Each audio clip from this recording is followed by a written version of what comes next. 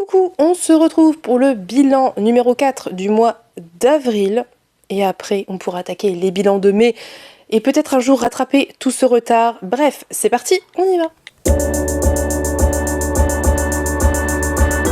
J'ai quelques lectures dont je dois vous parler, donc je vais encore une fois, et comme vous peut-être commencez à en avoir l'habitude, être assez concise sur mes avis. Si vous voulez des avis détaillés et à chaud, vous pouvez retrouver tous ces livres dans mes vlogs, donc dans la playlist vlog lecture d'avril 2024, et vous aurez des avis beaucoup plus longs, beaucoup plus détaillés si c'est ce que vous souhaitez. Ici je vais essayer de dégager les thématiques principales et ce qu'il m'en reste après un certain temps de lecture. Donc on va tout de suite attaquer avec la première lecture qui était le tome 2 des Enfants indociles de Shannon McGuire. Alors le titre, évidemment j'ai un trou de mémoire je ne sais plus parce que j'ai éclat d'os dans la tête, mais c'est tout à fait autre chose. Mais bref.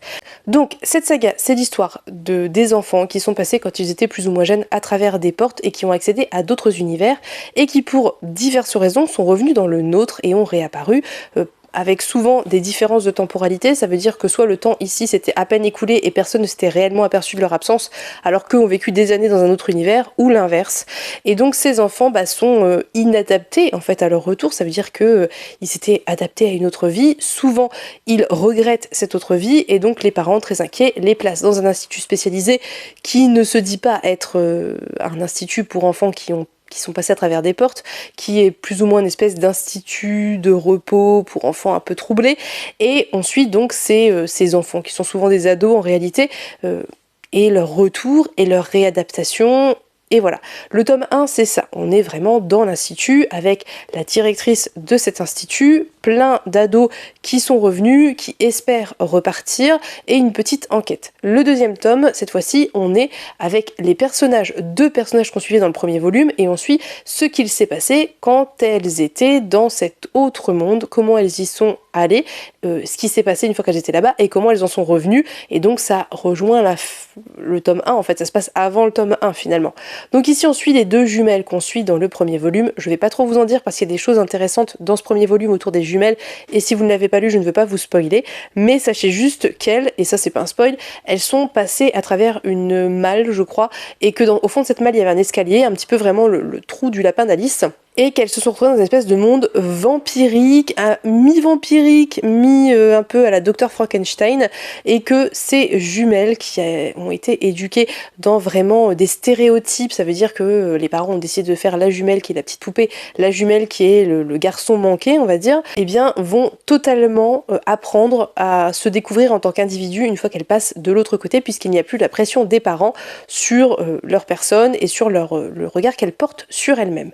C'est un livre que j'ai vraiment beaucoup aimé. J'ai trouvé que c'était génial parce que je trouve que l'autrice, en très peu de pages, arrive à installer un univers qui fonctionne, qui a été un petit peu installé dans le précédent malgré tout, mais qui fonctionne très bien, et elle réussit à créer aussi toute une intrigue en fait sur ce qui se passe une fois qu'elles sont dans cet univers, mais elle parle d'énormément de choses, comme elle faisait dans le 1 en fait, elle parle de plein de problèmes d'adolescents, de plein de problèmes d'enfants et de problèmes qui existent dans les familles, et donc ici ces jumelles qui vraiment sont des enfants qui ont été désirés mais en même temps qui ont été désirés par des gens qui voulaient des enfants parce que c'est comme ça qu'on vit, ça veut dire on se marie, on fait des enfants, et puis qui les ont installés dans des rôles qui ne leur conviennent pas franchement, mais il fallait qu'il y en ait un qui remplace un peu le garçon qu'ils n'avaient pas eu. Donc voilà, il y a vraiment toute cette pression des parents sur les épaules des enfants et toute cette remise en question de l'individu, de son individualité, de qui on est en tant qu'individu, une fois qu'on n'est plus dans ce cadre familial qui est très oppressant en fait. Et ça parle aussi pas mal de relations toxiques parce que les parents ont une relation très toxique avec leurs filles, entre eux aussi. Donc vraiment ça parle de pas mal de choses et c'était très réussi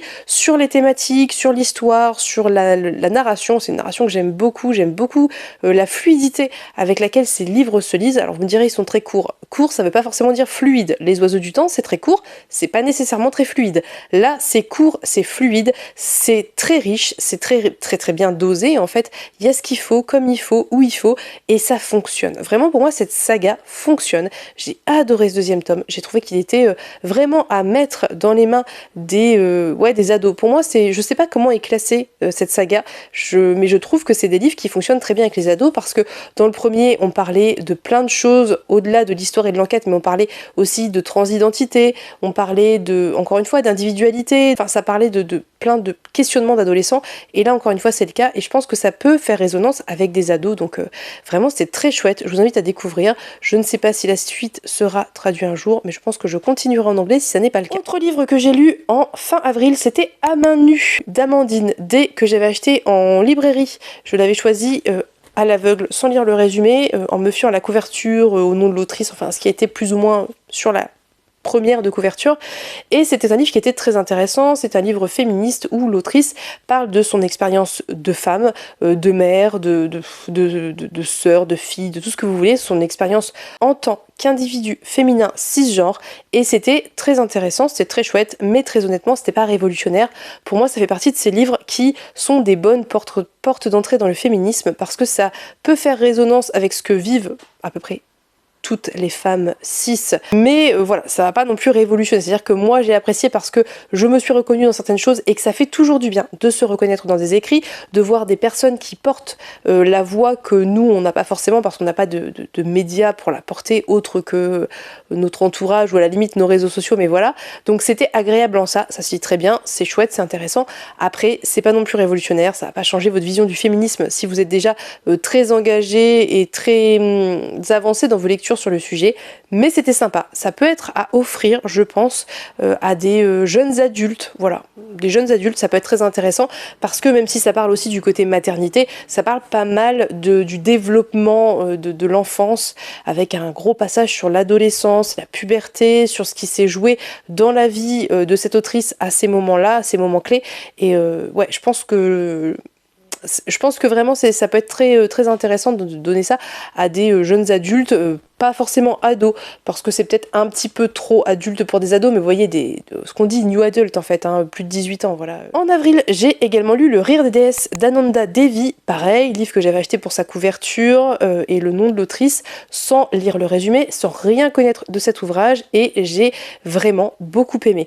Le Rire des déesses, c'est l'histoire d'une petite fille qui va être la fille d'une prostituée en Inde, qui vit dans le quartier des plaisirs, mais qui s'appelle plus comme ça je crois, et qui est plus ou moins cachée, protégée par sa mère, mais en même temps sa mère a un rapport compliqué à elle parce que c'était pas forcément une enfant qu'elle voulait, et que avoir une fille c'est d'autant plus compliqué qu'on sait quel sera son sort quand on est soi-même une travailleuse du sexe, et on va suivre cette petite fille qui va grandir et qui va être vraiment un peu un rayon de soleil pour un peu tout le monde, jusqu'au jour où elle va se faire remarquer.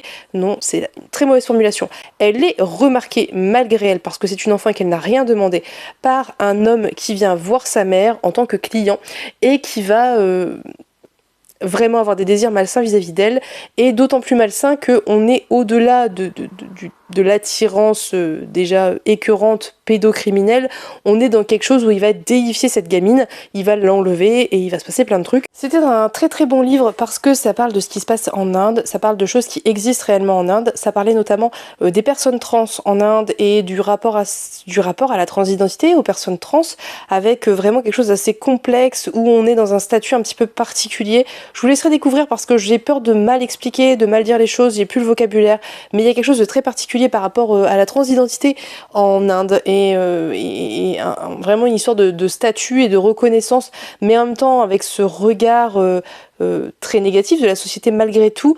Bref, c'était très chouette, c'était très intéressant, c'était très dur, mais c'était aussi très beau. Je me souviens très très fort en fait de cette impression de puissance que dégageait ce roman, et de joie malgré le côté très triste, très violent de la vie de ces femmes.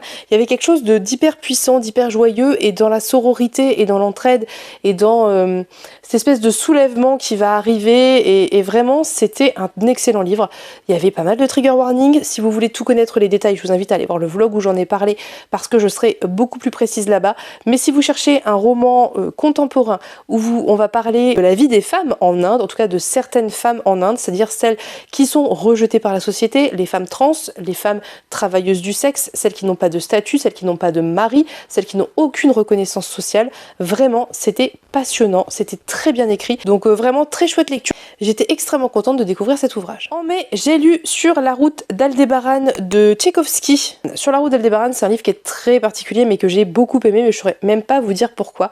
En gros, on suit une expédition qui va partir, mais qui à un moment donné se retrouve à atterrir sur, c'est pas franchement une planète, en fait c'est hyper dur à décrire. C'est une espèce de planète, mais qui n'en est pas vraiment une, qui est entre le vaisseau et la planète, c'est très difficilement descriptible, et les humains vont se retrouver dans ce lieu et on va suivre principalement l'un d'entre eux qui clairement, on se demande ce qui lui est arrivé, on se demande s'il a perdu l'esprit, on se demande s'il est tout à fait humain et c'est très compliqué de vous décrire ça parce qu'on suit ce personnage qui erre dans cette espèce de labyrinthe dans l'espoir de retrouver les autres personnes qu'il a laissé derrière lui parce qu'il s'est enfui à un moment donné, parce qu'il s'est passé quelque chose. Il croise des créatures très différentes qui arrivent par différents portails, qui viennent de différentes planètes et différents univers. Et c'est un livre totalement perché. Mais moi, j'ai apprécié ce bouquin pour ce qu'il était, c'est-à-dire un espèce de livre très perché, où on parle beaucoup de santé mentale, comme c'est souvent le cas chez Tchaïkovski de toute manière, avec ce personnage seul qui doit s'adapter à cette vie dans une espèce de labyrinthe, dans une espèce de planète labyrinthique qui n'est pas très organique, qui ressemble à un labyrinthe un peu de métal, où il fait tout le temps sombre, où on voit rien, où il y a peu de nourriture, etc. Bref, ça va être très difficile pour moi de vous parler en détail de ce qui se passait dans ce bouquin, parce que c'est très obscur déjà à la lecture, c'est pas évident, mais je me rappelle très bien de cette espèce d'installation d'ambiance très réussie, très glauque, très dérangeante, étouffante, et en même temps un côté très décalé dans l'écriture qui rendait certains passages comiques, alors que ça n'était pas du tout comique dans ce qui se passait, mais ce personnage c'est pour ça qu'on se demande s'il a perdu l'esprit d'ailleurs, parce que il plaisante sur certaines choses qui ne sont pas franchement drôles et même plutôt dramatiques parfois, et en même temps il y a vraiment cette espèce de révélation qui se fait au fur et à mesure d'impression, d'engrenage qui se met en place et on comprend un petit peu mieux, un petit peu plus au fur et à mesure du récit. Donc bref, moi j'avais vraiment beaucoup aimé, j'aimerais beaucoup le relire parce que j'en ai gardé une forte impression, tout en étant perdu, tout en ne sachant pas quoi en penser, tout en étant très déstabilisé par la plume, par les actions, par la narration, par ce qui se passait, mais j'ai beaucoup aimé, voilà, tout simplement. Donc je serais ravie de le relire, en plus c'est très court, c'est le format 1 heure lumière de chez Le Bélial, donc je vous laisse découvrir si vous aimez les trucs très perchés, très particuliers, avec ce que j'ai pu décrire précédemment, mais moi j'ai adoré. Ensuite, en mai, j'ai lu Ni Dieu ni monstre, qui était un service de presse envoyé de la part de l'Atalante, où on suit alors, je vais vous faire le résumé très simple, parce qu'encore une fois, c'est quelque chose de très perché et de très difficile à décrire. En gros, on suit un personnage masculin qui va être tué par la police, c'est un homme noir, et évidemment, sa sœur va penser que c'est un crime raciste, sauf qu'elle va voir les images de ce meurtre et réaliser que son frère était en fait un loup-garou, et que les monstres sont parmi les humains. Il y a des gens qui... Alors, quand je dis monstre, c'est le mot employé par les protagonistes eux-mêmes, ce n'est pas péjoratif, il y a parmi les humains des gens avec des capacités magiques qui sont cachés, qui se cachent un petit peu à la X-Men en gros, je pense que je vous dis ça mais je suis tellement pas une pro en X-Men et compagnie que je pense que c'est X-Men.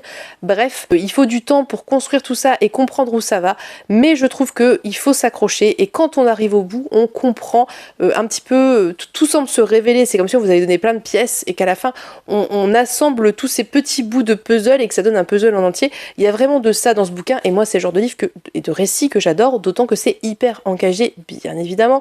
C'est l'histoire des monstres est un prétexte pour dénoncer des faits sociaux, notamment aux États-Unis, mais partout dans le monde concrètement, et j'avais vraiment beaucoup aimé, les messages qui étaient véhiculés, j'avais beaucoup aimé les personnages, d'autant qu'on est sur un livre qui a pas mal de représentation et de diversité. Alors évidemment il y a pas mal de personnages racisés parce que c'est un petit peu là qu'est la métaphore entre autres, mais il y a aussi pas mal de personnages qui sont je sais pas, en relation polyamoureuse, je crois qu'on a des personnages lesbiennes, on a plein de personnages différents avec des façons d'être, de vivre différentes, et c'est pas en soi un sujet, leur rapport à leur sexualité et compagnie, mais ça enrichit cette espèce de métaphore sur ce que sont les monstres et sur comment la société les perçoit et essaie de les combattre en fait, alors que dans l'absolu, il dérangeait personne, il faisait chier personne à l'origine, quoi.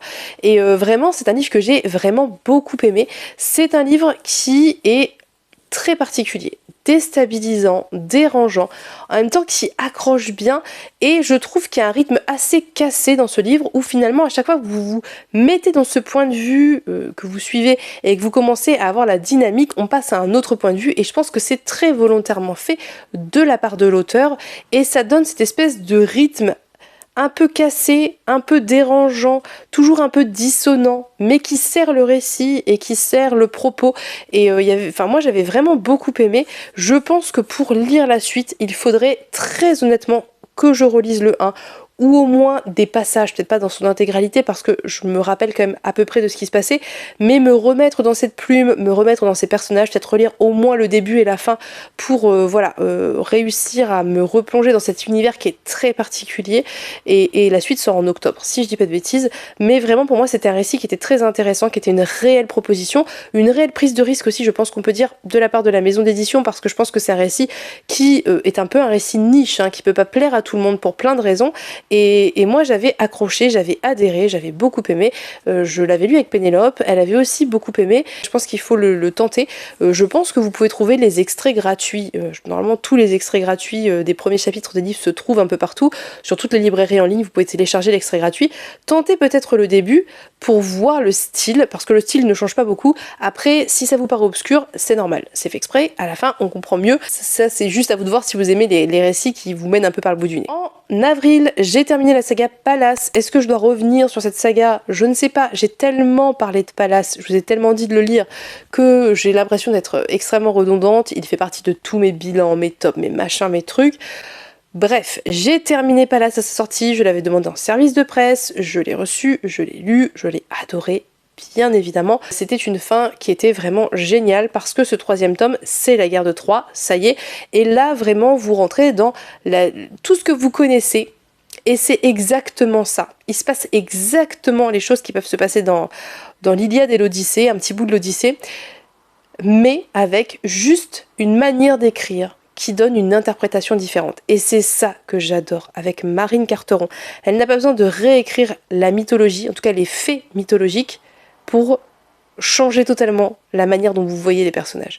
Juste la manière dont c'est écrit, la manière dont, et le regard par lequel vous êtes observateur en fait de ce qui se passe, vous induit des choses et c'est très bien fait. J'ai gardé un excellent souvenir du Ulysse de Marine Carteron, qui est le meilleur Ulysse que j'ai lu de tous les Ulysses que j'ai pu lire. Très honnêtement, le meilleur. Il est même meilleur que celui de Claire North que j'avais beaucoup aimé.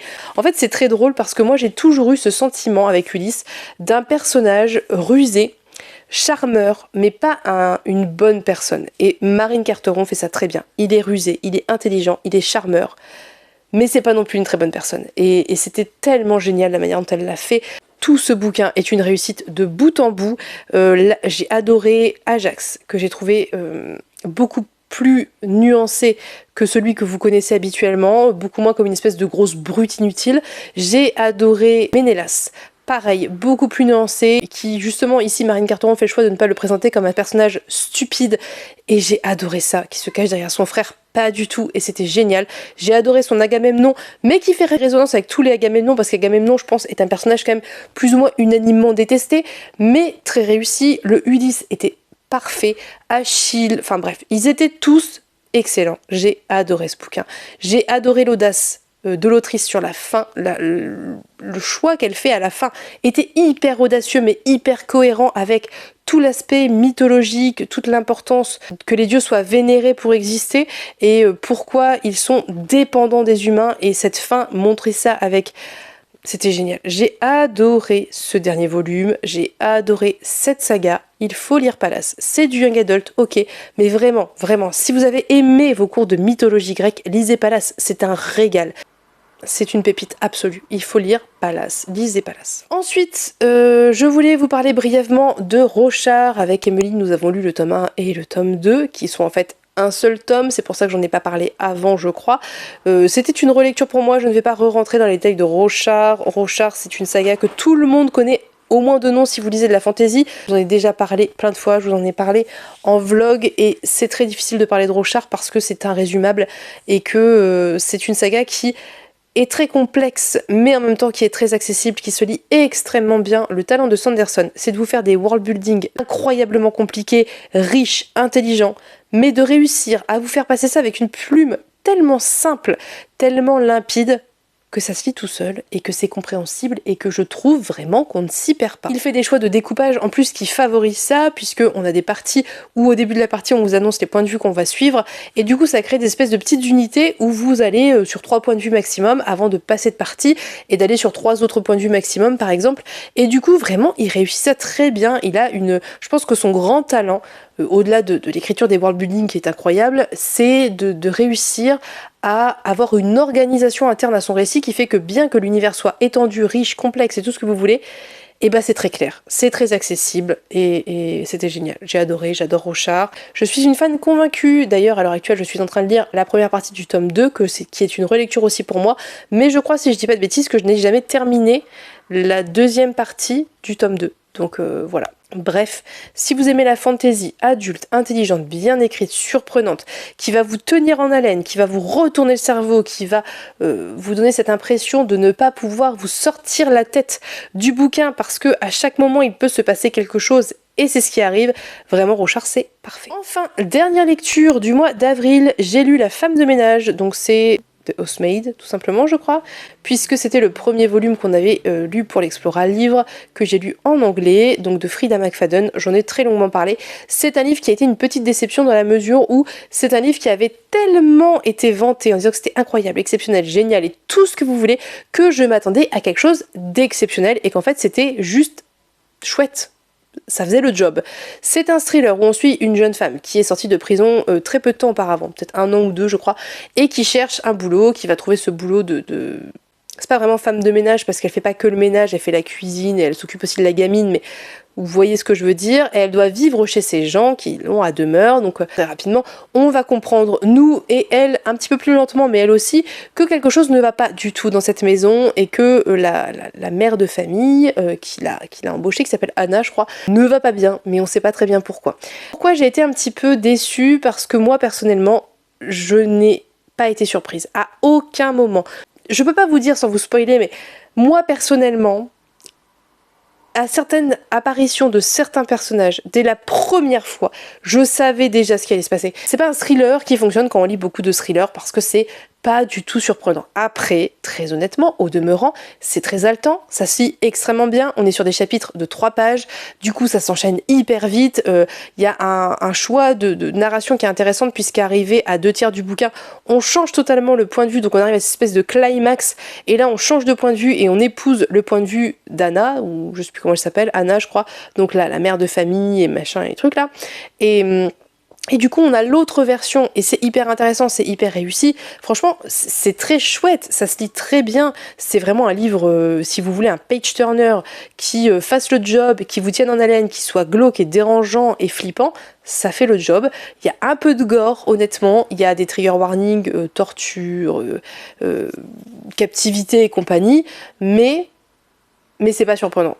Et en fait, ce qui m'a dérangé le plus, je pense, parce qu'à la limite que ce soit pas surprenant, vu que j'avais apprécié le récit, le rythme, et j'étais à fond dedans, et ça avait bien fonctionné sur moi, ça aurait pu passer. Mais ce qui m'a déçu, c'est qu'en fait, il y a une espèce de résolution finale, voilà, tout à la fin, où en fait, notre personnage principal se retrouve un peu dans une situation très compliquée, un peu inextricable, et par un tour de passe-passe, la situation se résout, et ça m'a déplu, ça, parce que moi j'aime pas ça, j'aime pas quand on a un peu cette impression que l'autrice savait pas très bien comment faire, et du coup elle a sorti de dessous le chapeau la carte Joker magique, et bon voilà, c'est ça qui m'a déçu je pense le plus, et c'est le seul truc auquel je ne m'attendais pas parce que il était absolument impossible que je m'y attende vu que ça sort de nulle part, voilà. Mais sinon ça fait le job, c'est sympa, mais ne partez pas dans l'idée que c'est incroyable quoi, parce que potentiellement vous serez déçus, peut-être pas, et peut-être que vous allez adorer, et tant mieux, franchement tant mieux.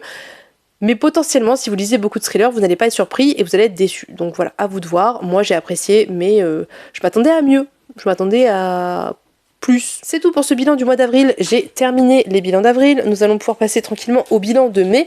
Et comme en juin et juillet, j'ai assez peu lu, je devrais réussir à rattraper un petit peu tout ce retard accumulé. Voilà. N'hésitez pas à me dire si vous avez lu certains livres dont j'ai parler ce que vous en avez pensé, si vous les avez aimés ou pas, s'ils vous font envie éventuellement. N'hésitez pas à me faire des recommandations. Voilà, sur ce, je vous souhaite à tous et toutes une très belle journée. Je vous fais de très gros bisous et on se dit à bientôt pour une prochaine vidéo. Bye bye!